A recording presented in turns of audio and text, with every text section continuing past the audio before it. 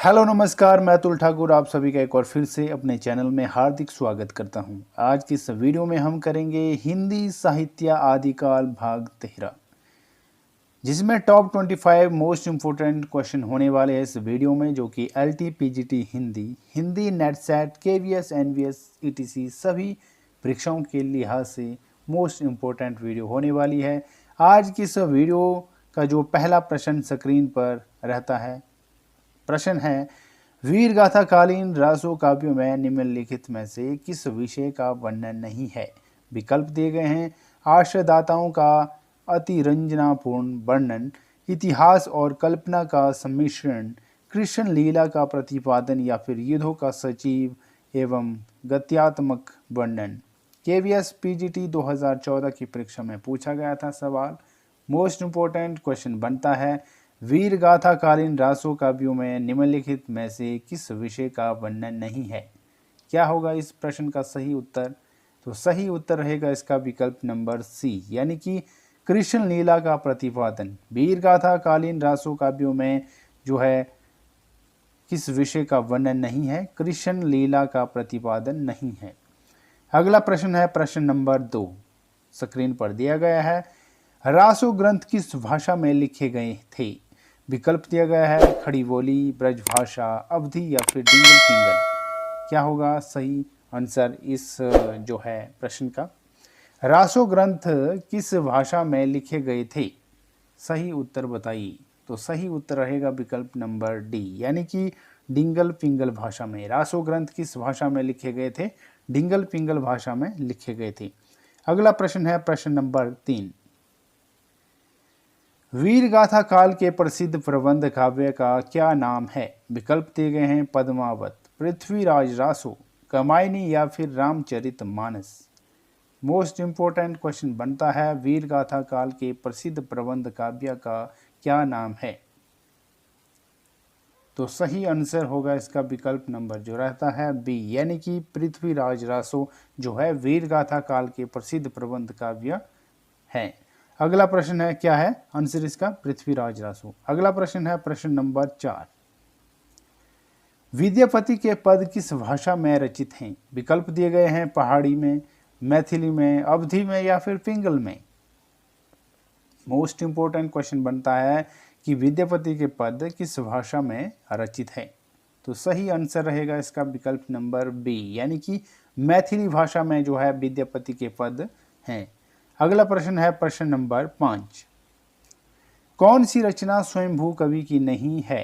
विकल्प दिए गए हैं, पौमचर्यु, रिठणेमी चर्यु, स्वयंभू चर्यु, स्वयंभू छंद या फिर महापुराण।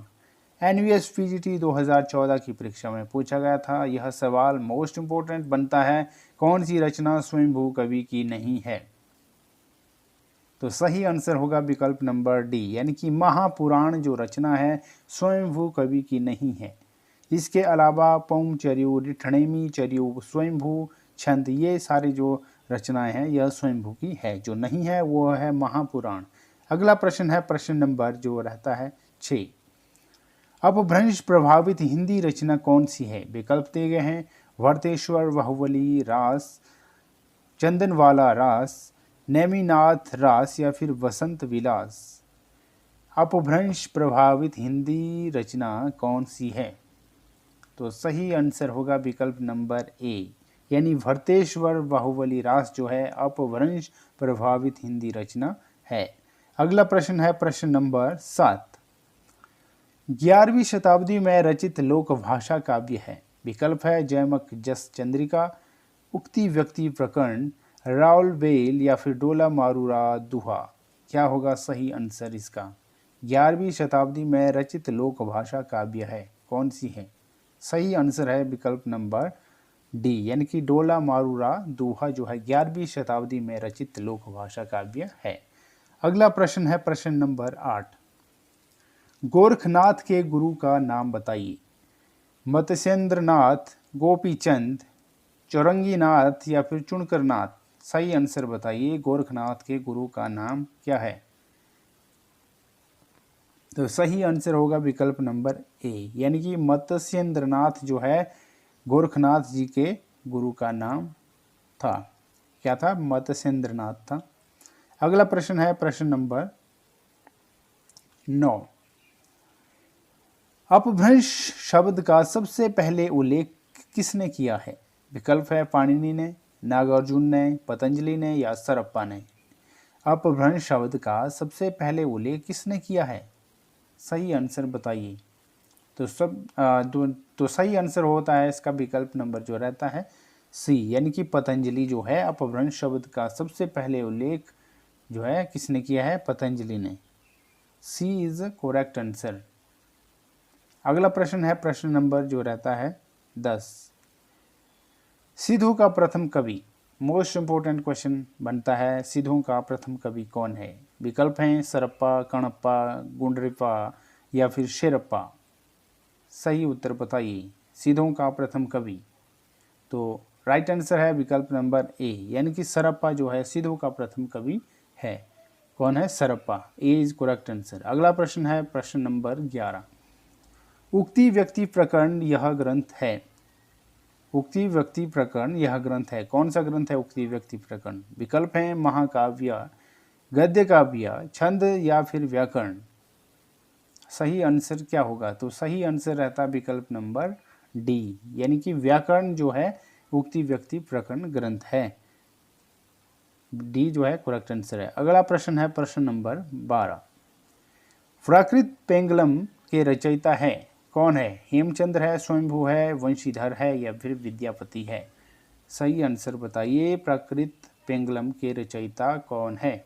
सही उत्तर है विकल्प नंबर सी, यानी कि वंशीधर जो है प्राकृत पेंगलम के रचयिता है।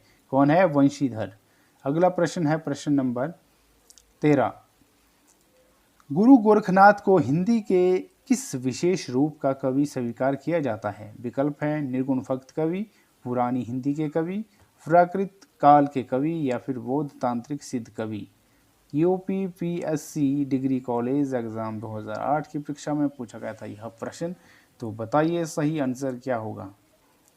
सही उत्तर है विकल्प नंबर बी, यानी कि पुरानी हिंदी के कवि जो रहते हैं गुरु गोरखनाथ को हिंदी के किस विषय रूप का कवि स्वीकार किया जाता है? पुरानी हिंदी के कवि के रूप में इनको जो है स्वीकार किया जाता है।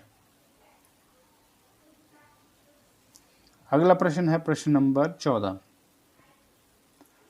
विद्यापति की भक्ति श्रृंगार परक पदावली अनूठी संपत्ति है। विकल्प दिए गए हैं, इसका क्या आंसर होगा?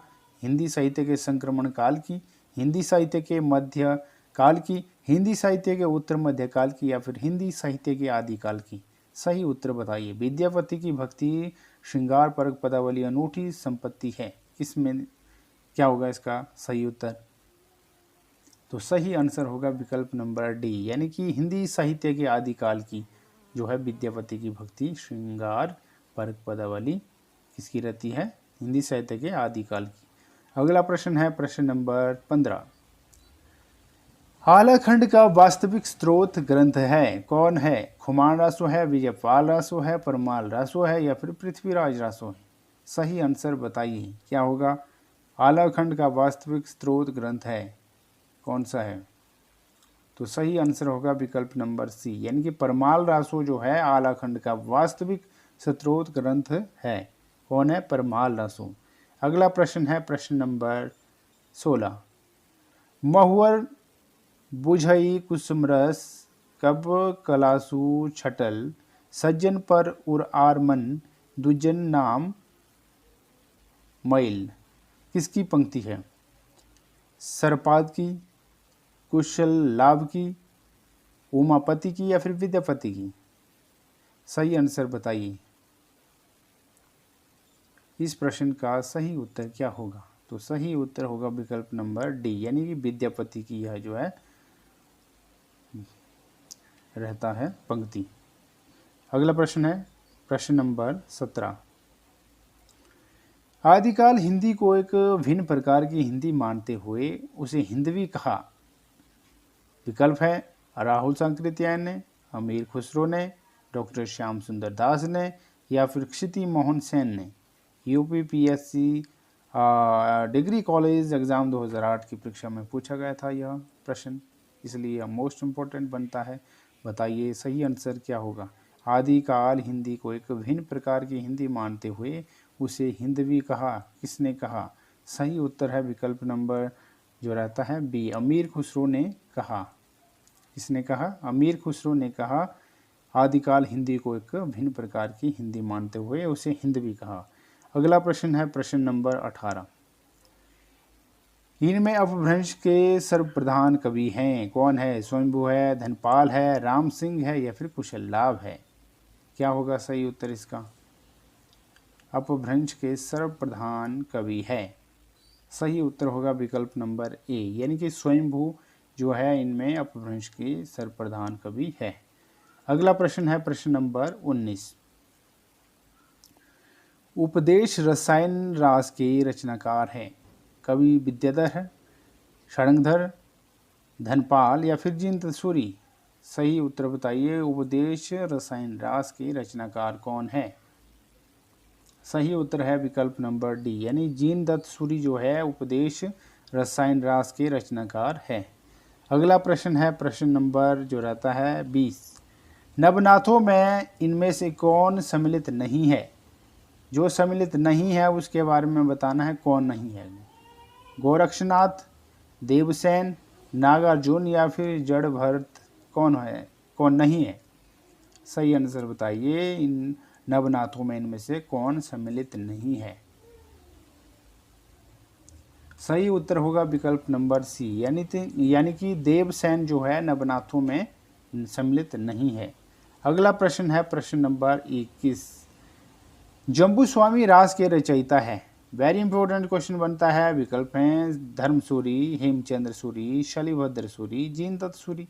क्या होगा सही आंसर इसका? जम्बू स्वामी रास के रचयिता का नाम बताना है, कौन है? तो सही उत्तर होगा विकल्प नंबर ए, यानी धर्मसूरी जो है जम्बू स्वामी रास के रचयिता हैं। अगला प्रश्न है प्रश्न नंबर 22। विशलदेव रासों का अंगिरस है? क्या है? श्रृंगार है, वीर है, रौद्र है या फिर शांत है?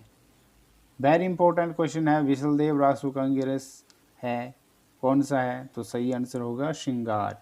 श्रृंगार रस जो है विशलदेव रासों का रस रहता है इसमें। अगला प्रश्न है प्रश्न नंबर 23। हिंदी में प्रचलित बारहमासा सबसे पहले किस कृति में मिलता है?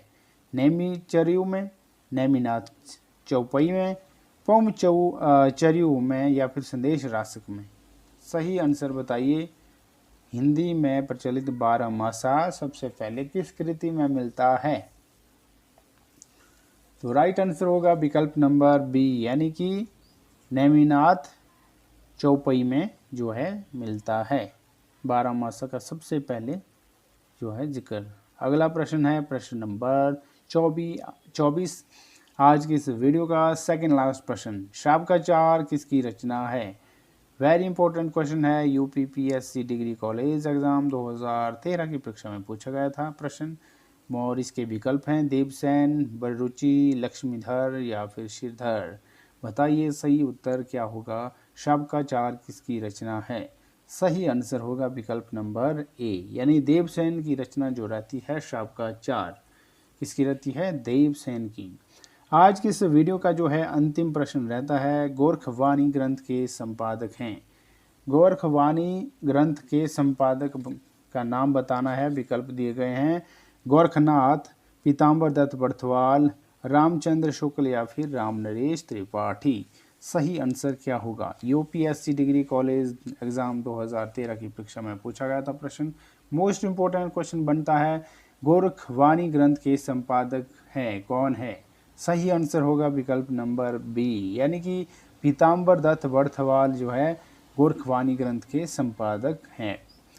तो आज की इस वीडियो में हमने जो है टॉप 25 क्वेश्चन किए, जो कि था हमारा जो है आदिकाल भाग 13, हिंदी साहित्य का आदिकाल भाग 13, जिसमें कि हमारे टॉप 25 मोस्ट इम्पोर्टेंट क्वेश्चन थे जो कि हमने आज की इस वीडियो में कवर किए।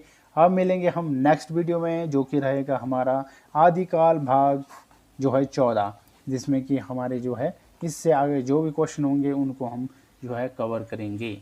तो मिलते हैं नेक्स्ट वीडियो में, तब तक के लिए धन्यवाद।